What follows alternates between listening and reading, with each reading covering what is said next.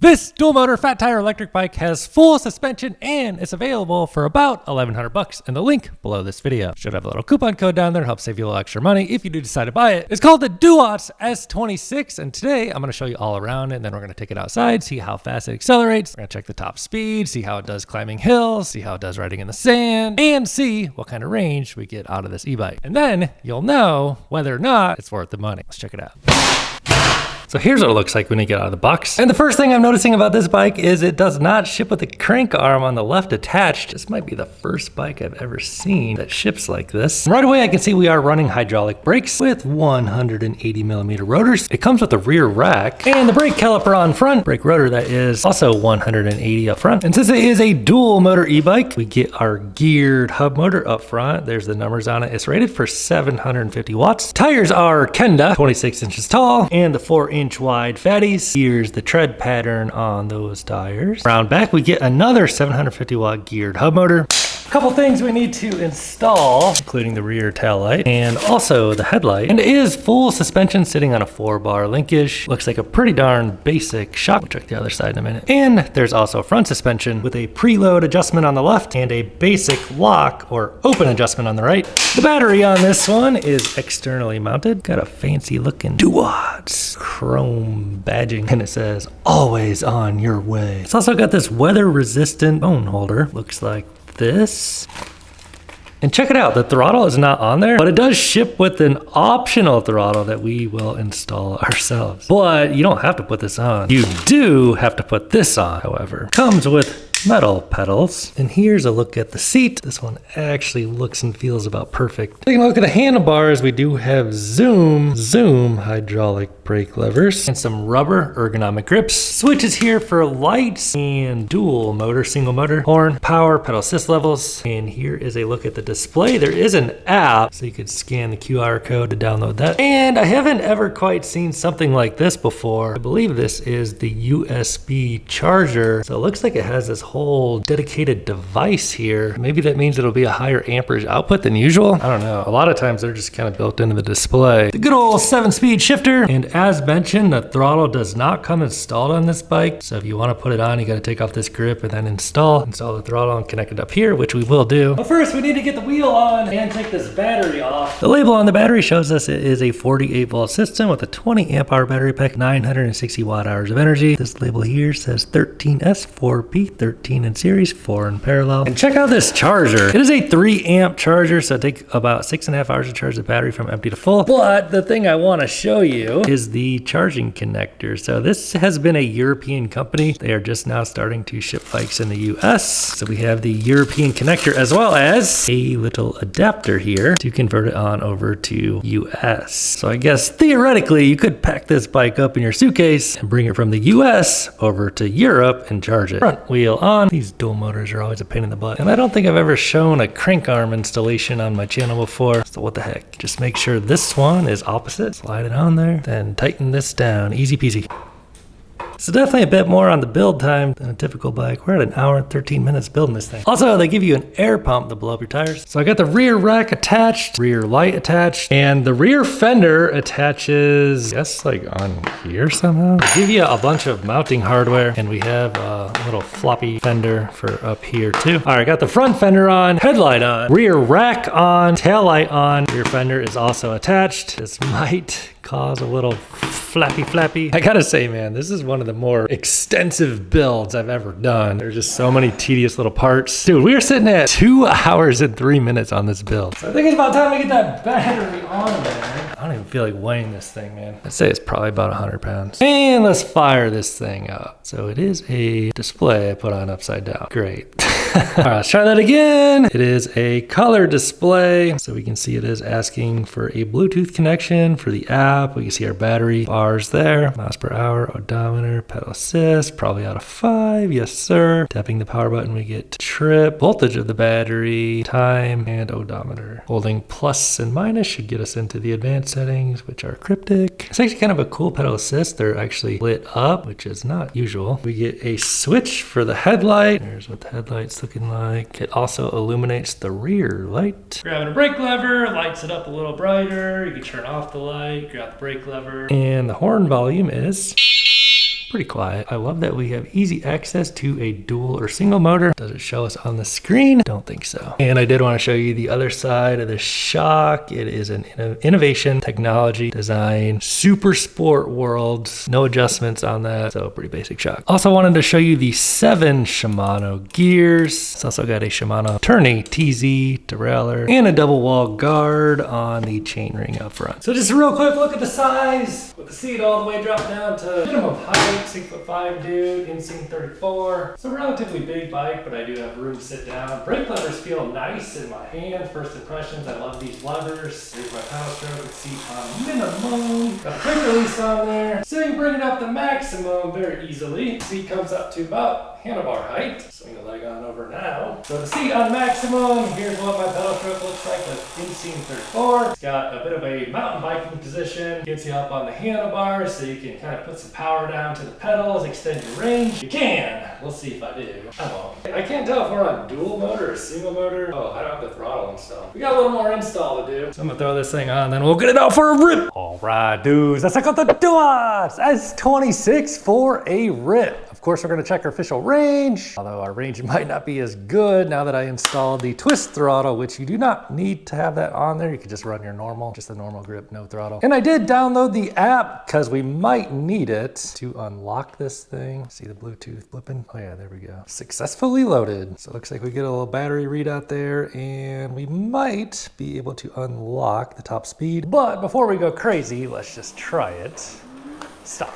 So I'll give you a quick look at the headlights in here and the light on the rear, brake light, cell lights. And let's go ahead and give it a rip up to 20% grade. So I think I have it on dual motor and we have it on pedal assist 5. This is the stock settings. Ready, go!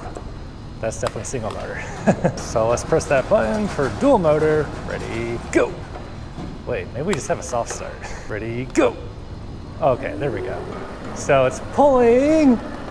It's right up to 20% grade, 10 miles an hour, and pretty strong, robust torque. So it does seem like it kind of, oh yeah, it doesn't give you all the juice off the line. Once you get rolling, it kind of gives you access to more of that power. So hopping on this bike, one of the most significant things I'm noticing about it is the riding position is a relatively aggressive riding position compared to a lot of the fat tire e-bikes I review. This really puts me up on the handlebar just a bit, which does have, you know, it's trade-offs in terms of pros and cons. Having your weight up on the front allows you to have better control over that front wheel. Also helps you plant more of that power down from the front motor, and also helps you just kind of get, you know, more forward on the handlebars, and then you can actually use your legs to pedal more easily and put some power down to the pedals. So if you're looking for, you know, like an upright cruising geometry, this bike is not that. Now let's feel out some of the pedal assist modes. So on dual motor pedal assist 5, it gives you some pretty good juice. Well, let's switch it on over to single motor now. And on single motor, just start pedaling on pedal assist 5. You can feel us a little bit more gentle. I can feel us a little more gentle, you cannot. And obviously you have your 5 levels of pedal assist, so you can dial it down to, you know, 1 if you really want to get the best range. And that suddenly feels very slow after riding on max settings. Is this a torque sensor or a cadence sensor? Let's throw it on pedal assist 2. That's definitely a cadence sensor because it just kicked us up to about 9 and then stopped helping us at 9, and then pedal assist 3, just a slight bump to 10. Pedal assist 4, about 2 more miles an hour faster to 12. Pedal assist 5 on single motor tops us out right around 14, 15 miles an hour. But if we press that dual motor, we still are at 15. What about throttle? So it looks like this bike is limited to 15 miles an hour out of the box. We'll have to get into the settings and change that if we want to go faster, which will reduce your range, obviously, if you're going to go faster than 15. So out of the box, it looks like this thing is kind of set up to maximize your range by giving you like a soft start off the line while pedaling, and then also limiting you to 15. But let's see. If you want to get crazy, what I can do, looks like it has navigation and vehicle positioning, so it'll actually show you exactly where the bike is, so that's kind of handy in case you lose your bike. And navigation, they do have, I don't really get why would you use nav from an app like this if you just could use Google Maps or Apple Maps, but you can. And I was hoping in the app there'd be an obvious way to unlock this bike. However, I'm not seeing that, so we might have to get into these cryptic menus and look up on the internet how to do it. P08's got to be at 25. Let's see. Oh yeah, P08 was on 25, which I believe would be 25 kilometers an hour, and we can increase that to, let's just leave it on 69. And no, that did not do it. We're still chilling at 15. Bro, I figured it out. Well, this dude on YouTube showed me. You got to change the speed. That number you got to change to 67, not 69. What was I thinking? It's like the secret code. Now it'll spin us up to 35 with no load. Not too shabby. All right, we'll give that speed a try in just a minute, but first let's try out the suspension. So basic shocks on this thing, basic open and lock shock on the front and basic shock on the rear. Better than no shocks at all. You know, I like that my arms are kind of absorbing some of the weight on this front shock. Oh, whoa. I think the seat wasn't totally clicked in place there. That's what you heard there. Make sure you tighten that seat down. Very basic suspension. Better to have some suspension than none at all, so your frame isn't taking an absolute pounding as well as your body. And a little oncoming traffic here. And now on single motor, on throttle only, we're hitting 28, 29, 30 on single motor actually. I'm gonna press dual motor going into this headwind, and I can feel a little extra pep kicking in there, but the wind is holding us back. Although in this more upright riding position, or this more aggressive riding position, I am a bit more aerodynamic compared to usual, hitting 33 into the headwind. Better than I was expecting, honestly. And also, you know, having your weight up on those bars on the front in the more aggressive riding position, gives you, let this guy go past us here, gives you a little better control over the handlebars. All kind of glass right here. Looks like somebody got into some trouble there. A ton of dirt bikes behind me right now. So having control over your bike is good if you're gonna do some lane splitting. This thing's pretty zippy, man. All right, now with everything unlocked, let's give it a 0 to 20. Ready, go. So it does have like a soft start feature, which is fine. 10, 15, 20. And after you start getting rolling, it really picks up. So we could probably kind of trick it if we come to a stop and then just gun it real quick. Ready? Yeah, that gives you more torque. And 20. So pretty typical, you know, for a dual motor, 750 watts, fat tire electric bike. Now riding like that, be aware you're gonna burn your battery out quick, which is why they ship it as 15 miles per hour, probably amongst other reasons. How many miles do you have on that bike? This bike was laying on the ground with the tire pulled off of over at Pavilion 3 months ago. Oh, really? Okay. So I took it. Yeah. I mean, I rebuilt it. Nice. I just saw the tires. I was like, that looks like some serious miles on this. Nah, they were like that when I got them. Right on. So another feature I saw on the app is cruise. Let's turn that on. Cruise control. Whoa, watch where you're going. Texting and driving here. All right, it's on, I guess. We are on cruise. It's giving me, yeah. So we can ride. No hands, no pedaling. Seems pretty stable. At 17 anyway. All right, bros, let's whip this thing around, get top speed run, feeling that tire spinning out just a bit, putting down the torque. 20, 25, 30, there's a cop. It says 34 on the onboard and 33 on my GPS. So yeah, right at about 33, 34 miles an hour will be topped out, 34 miles an hour.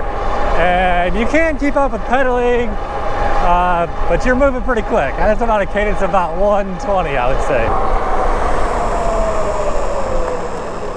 Brakes seem pretty good. I really like the zoom levers. So that cruise control is a nice feature. Once you activate it, all you do is hold down the minus button for about a second and it'll put you on cruise, which this is not a good place to demonstrate cruise. Whoa.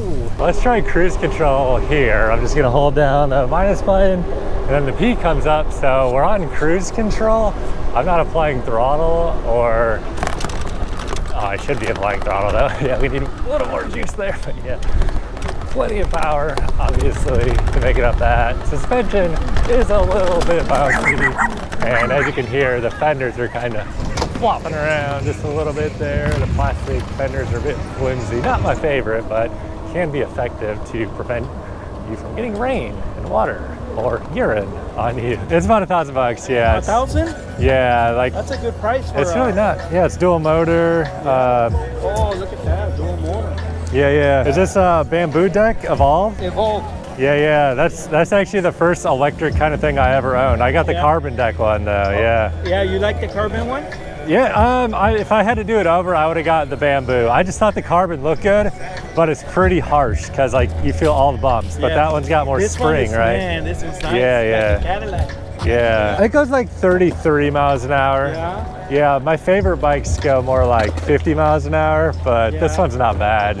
It's for the money. For the money, it's pretty decent. If for $1,000, that's not bad. You can go anywhere in the city except in the freeway. In rush hour, you probably could get out on the freeway a little bit if you want to risk your license. All right, so we're gonna get out here and give it a little bit of a torture test on the beach. So let's see how it does. 48 volts, dual motor, 750 watts, nominal power, and it's pulling us through. We're going about 9 miles an hour here, throttle only. I'm not pedaling this thing at all. We're gonna try not to kick up too much sand right here. Yeah, it's pulling strong, man. I think this could probably just keep pulling us for a while. I'm trying to get my speedometer pulled up here. So it says about 8 miles an hour. I could downshift some gears. We're on 20 PSI. So the taller 26-inch wheels, they tend to roll over stuff a little better than the shorter wheels, but you get less effective torque, I guess you could say, by having tall wheels, like the final gear ratio. But as you can see, this thing's just pulling along. I'm curious if it's gonna start reducing power at all at some point, because they're 750 watt nominal power motors, and having a little bit of weight up on the handlebars too, due to the riding position, really helps us to get that front tire to actually plant its power down to the ground. It's getting through this pretty darn good. Yeah, just holding right at about 8 miles an hour. I'd say this is like a solid 2 to 3 minute rip, and we're about to go over this hill in the soft sand. We didn't even bother going down by the actual water because this thing could just totally shred the soft sand, which is the harshest, pretty much the harshest riding you could ever do on an electric bike. Solid, bro. Let's get out of here. Whoa! Yeah, that rear suspension doing its thing, man. Champion guy. Champion! Pass it on! Good to see you, man. So we'll give it one more demonstration of power on the California Incline, 12% grade, 85-foot climb, and then we'll check the brakes to test the final range. So rolling into the spiral section here, we're gonna start at a slower speed than usual, but plenty of power. Pull us up this, just kind of flipping the throttle here, and tires are gripping in pretty good. Just a little bit, you can feel the front tires kind of clawing, just slipping just a bit on the front. Starting at the base of the California Incline here, we'll hop aboard, full throttle from a dig. Ramps on the power, nice and easy to help get you a smooth start, but plenty of torque. Get you going up to 15 pretty darn quick, 19, 20, and I can feel the speed tapering off, but we're still picking up 25, 26, and peaking out right around 28 miles an hour. Solid performance. And halfway through this ride, the battery is reading 50.1 volts after beating on it pretty good in the sand. So let's give it a brake test from really fast actually. I normally do about 20, but let's do, that's about 30. Yep. So yeah, man, I like these brakes. They're hydraulics and Zoom hydraulics. Good brakes.